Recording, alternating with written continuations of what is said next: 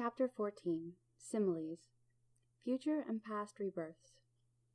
Subhuti, as a bodhisattva, on merely hearing this, immediately believes in this unfathomable perfection of wisdom, does not become cowed, stolid, paralyzed, or stupefied, does not doubt or hesitate, but delights to perfect wisdom. Where does one decease? Where is one reborn? The Lord, as a bodhisattva, reacts in such a way to perfection of wisdom, delights in seeing and hearing this, bears this in mind and develops this, keeps one's attention fixed on this without diverting it elsewhere, feels an urge to take this up, bears this in mind, speaks this, studies and spreads this, as, once one hears perfect wisdom, one follows and pursues the reciters of Dharma, and does not let these go, until one realizes this perfection of wisdom in one's heart, or has it in the form of a book. Just as a cow does not abandon her young calf, this bodhisattva deceases among the most superior people. Subhuti, is a bodhisattva which is endowed with just these qualities crossed in other Buddha fields, just as a being reborn here? The Lord, it is possible any bodhisattva which is endowed with these qualities is, just as being reborn here, crossed in other Buddha fields. As such honors and questions Buddhas and lords, one may also cross among Tushita gods. This may be as such honors Maitreya, the bodhisattva, and persistently questions him concerning this perfection of wisdom. Past deeds of a bodhisattva who fails in perfect wisdom.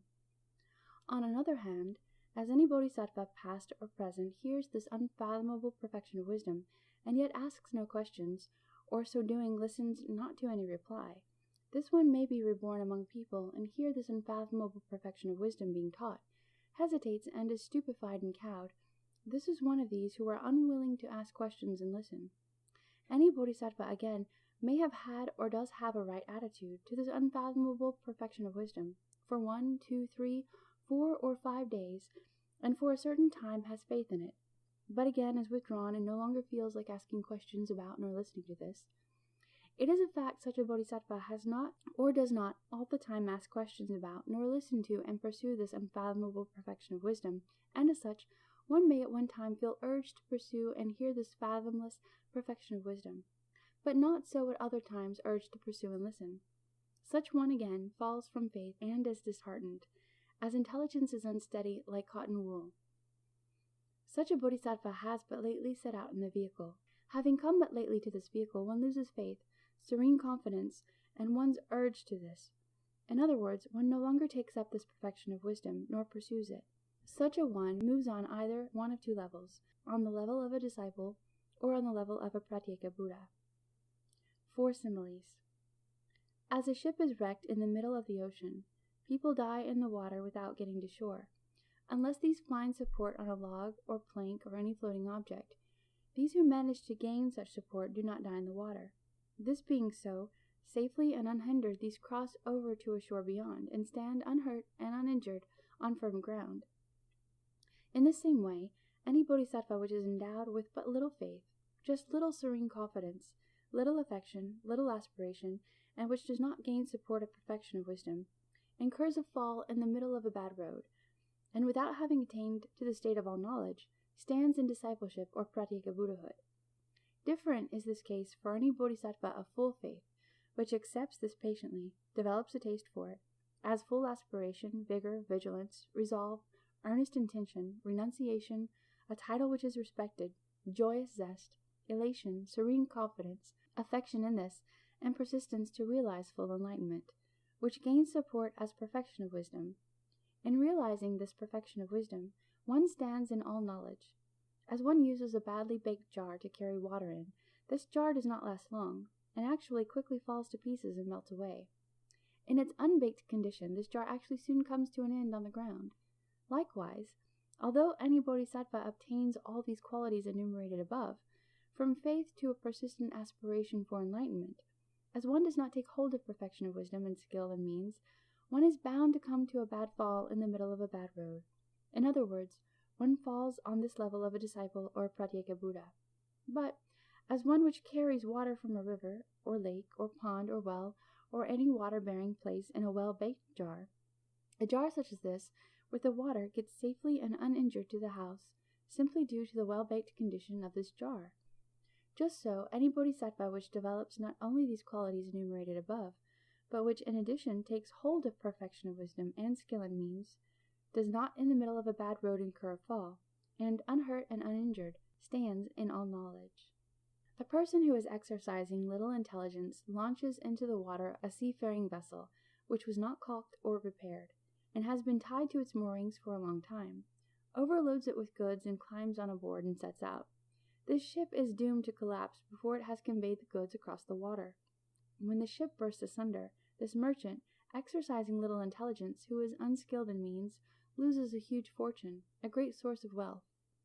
Just so, a bodhisattva with all the qualities enumerated above, but lacks perfection of wisdom and skill and means, without realizing the wealth of all knowledge, collapses midway, incurs a fall. This bodhisattva loses a great deal of wealth, and has also lost a great deal of wealth for others, having lost all knowledge, which is a huge fortune and a great source of wealth, not to mention collapse in the middle of a bad road, resulting in realization unto the level of a disciple or Pratyeka Buddha. An intelligent merchant, on the other hand, constructs a solid ship and launches it with proper care into the water, loads it with goods and distributes these evenly, and with a favorable wind this vessel gradually sails to the country, which is the goal of his voyage. This ship does not collapse in the water. It goes to as it is meant to go, and the merchant will win great wealth in the shape of world-like jewels. Likewise, as any bodhisattva of peerless faith, and these other qualities enumerated above, in addition is taken hold of by perfect wisdom through her perfection, and does not lack skill and means. One such as this does not collapse in the middle of a bad road, does not incur a fall, and stands fully enlightened like unto suchness. It is a fact, as a bodhisattva with peerless faith, and other qualities enumerated above. In addition, develops these dharmas as is taken hold of by perfect wisdom through her perfection, and does not lack skill and means. These do not hasten obscured thought realizing the level of a disciple or Pratyeka Buddha. On the contrary, these dharmas face all knowledge. As such, these set out for this, as these dissolve any obscurations to realization of full enlightenment. As any person is aged, even advanced in years, physically weakened, say 120 years old, and as one falls ill in one's body, could one rise from one's bed without being taken hold of by others? Subhuti: No, Lord.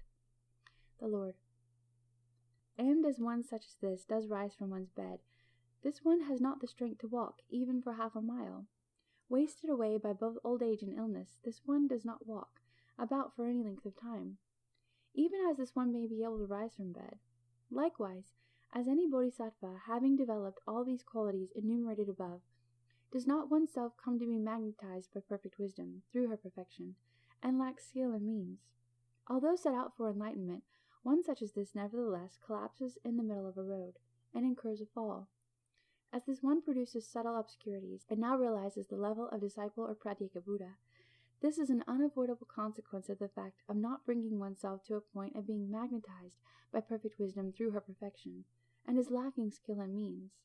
So here now, as two strong beings take a hold of this old and sick being, and carefully lift this one up, and promise this one may go wherever this one wishes, and as far as this one wishes.